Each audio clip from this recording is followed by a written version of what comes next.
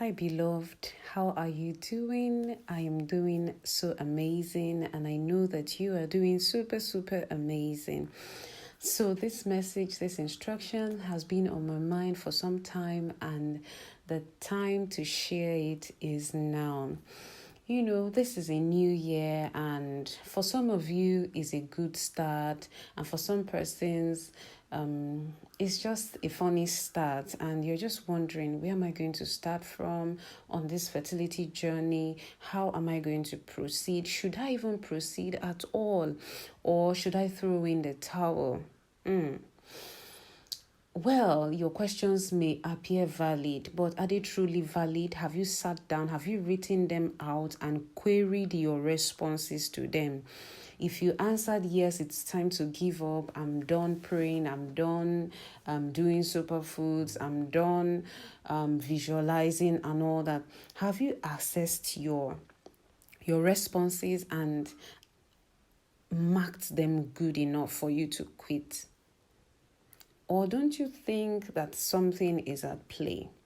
So I take you to 2 Samuel 17, 1 downward. So here we see King David being chased, and his son is after his life. And he calls Absalom, his son, calls Ahithophel to come give a counsel concerning how they are going to effectively capture the father or probably kill him. And Ahithophel is quick to say, this is what we will do.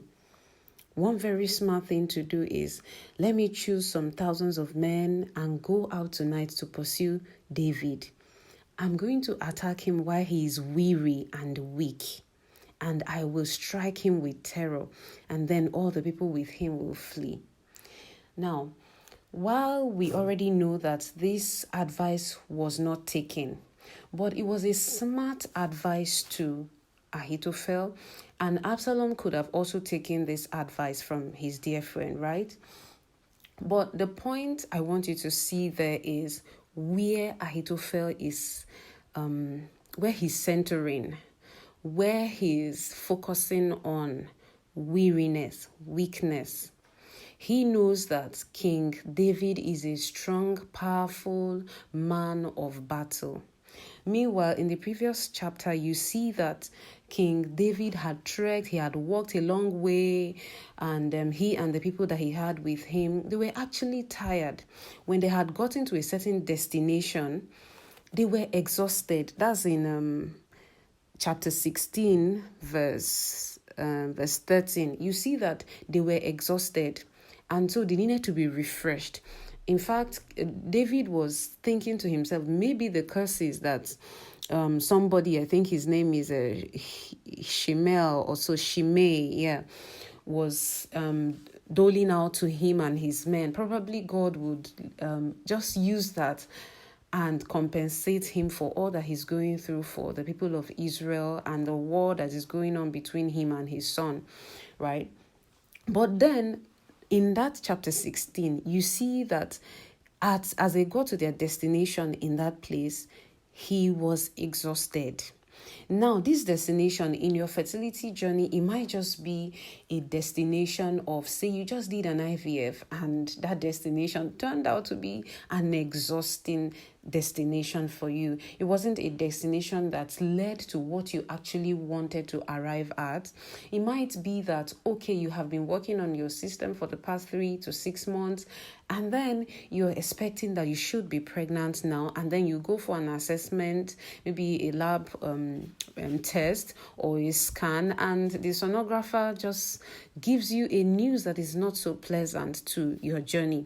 But that doesn't also mean that because the sonographer said that, they discovered that certain things are growing, perhaps fibroids, endometriosis, and the rest of them are growing in your body, that is not a conclusion, right? It's not a conclusion, it's an information. What matters is what you do with this information.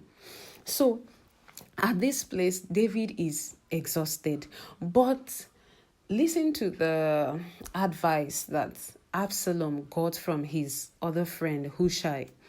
And so he calls Hushai to say, this is what Ahithophel has said. They're going to go to attack David at night when he's weak and weary and all that. Because, of course, as a human being, whenever you're pursuing a cause, if it's too much, if the pressure is too much, there's tendency for you to become weak, for you to become tired, both physically, mentally, and otherwise.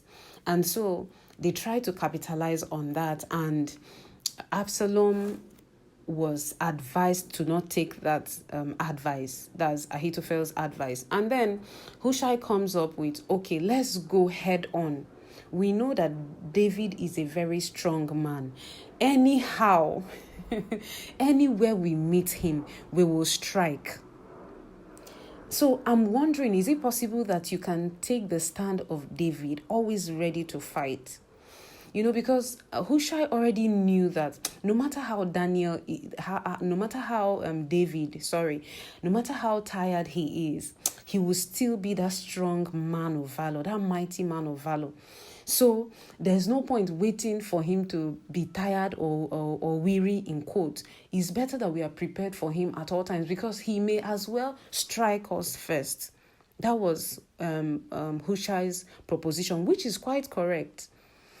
He's a man of war. He knows that his son is directly after his life. He can do anything at any point to get him.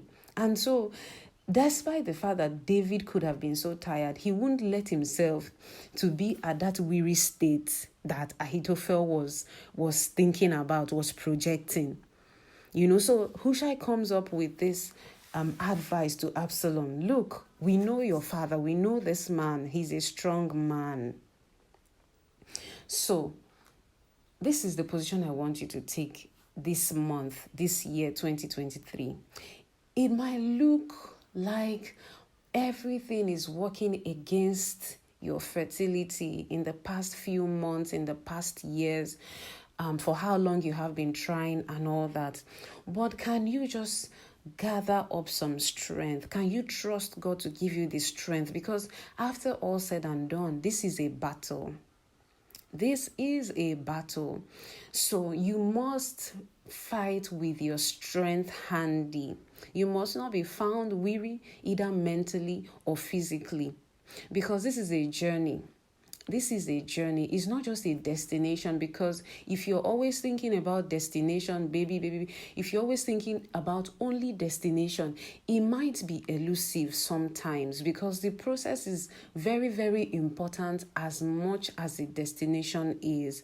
But if you're focusing more on just the destination, you may have yourself in a place of illusion where it concerns the process.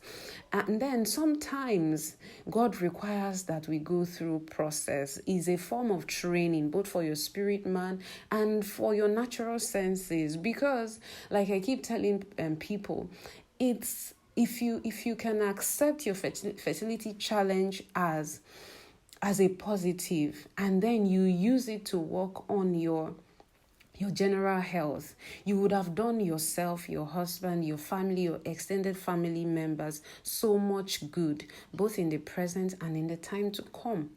Because so long as we live on the earth, oh my God, your body will be attacked.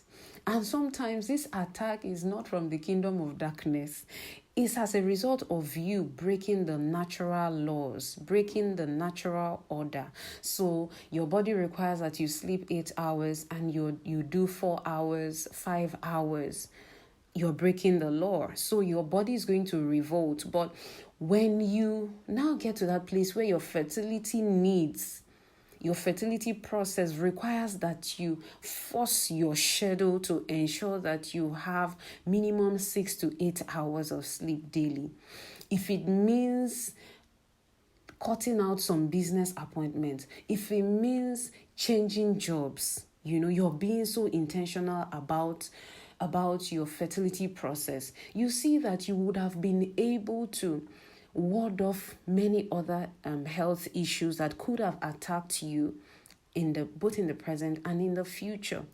So there are positives to whatever fertility challenge that you may be going through right now. However, you must be in this process with one very vital ingredient, and the ingredient I am focusing on today is your strength. Is your strength, your spiritual strength, your your mental strength, your mental capacity. Come what may, what is your response? Come what may, what is your disposition?